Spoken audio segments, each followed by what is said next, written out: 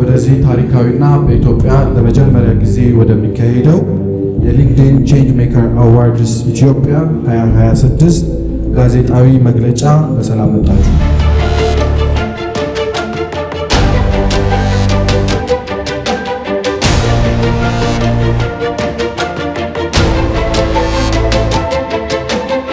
ሊንክድኢን ሎንግ ተርም ፕላኑ ምንድን ነው?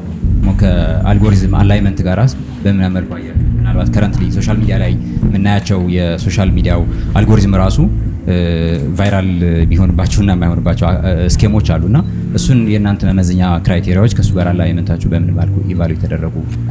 በሶሻል ሚዲያ ታዋቂ መሆንና ሶሳይቲ ላይ ተጽዕኖ መፍጠር የተለያዩ ነገሮች ናቸው። በምርጫው ውስጥ ይህንን ልዩነት እንዴት አይተው?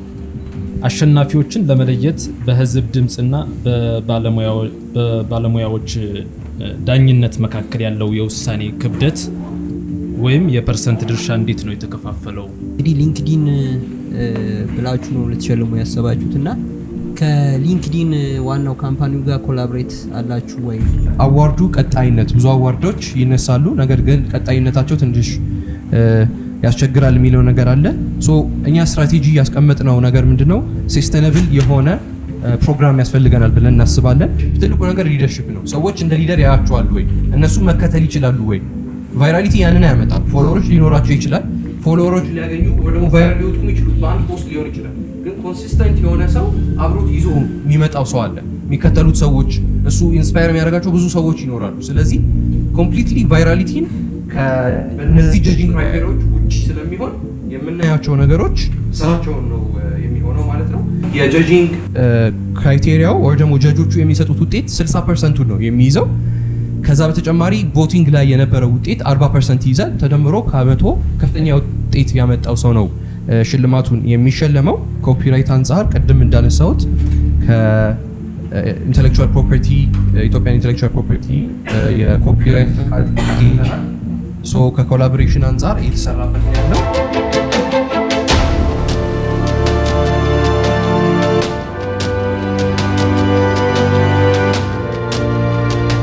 ሽልማቶች ለሀገራችን ጠቃሚ ናቸው ብለን እናስባለን። ብዙ ፕሮፌሽናሎች የሚጠቀሙት ፕላትፎርም እንደመሆኑ በሀገራችን ኦልሞስት ወደ 1.4 ሚሊዮን ተጠቃሚዎች እንዳሉት ቢነገርም አብዛኛው ተጠቃሚ ግን ከዚህ እድል ተከፋይ መሆን አልቻለም። ተከፋይ የሆኑትንም እውቅና ሰጥተናቸው ማበረታታት መቻል አለብን ብለን እናስባለን። በፕላትፎርሙ ላይ ሁል ጊዜ ሰዓታቸውን ሰውተው ትምህርት የሚያስተምሩን እኛን ሜንቶር የሚያደርጉ ወጣቶችን የሚያስተምሩ ከዛም በተረፈ ደግሞ እውቀታቸውን ያለ ስስት የሚሰጡ ብዙ ፕሮፌሽናሎች ያሉ ፕላትፎርሙ ላይ ነገር ግን እነዚህን ሰዎች እውቅና የሚሰጣቸው ምንም አይነት የሪኮግኒሽን ፕላትፎርም ሀገራችን ላይ ባለመኖሩ ከስራቸው የሚያገኙትን ደስታ ለራሳቸው ወይም ደግሞ የሚያገኙትን እውቀት ለራሳቸው በማስቀረት ላይ ይገኛሉ። ይህንን እውቀት ደግሞ ለሌሎች በማስተላለፍ ሀገራዊ ለውጥ ያስገኛል ብለን ስለምናስብ አሁን ሀገራችንም ካስቀመጠችልን የዲጂታል ኢኮኖሚ ሪፎርም አንጻርና የሆም ግሮን ኢኮኖሚክ ሪፎርም አንጻር እነዚህ የዲጂታል ስራዎች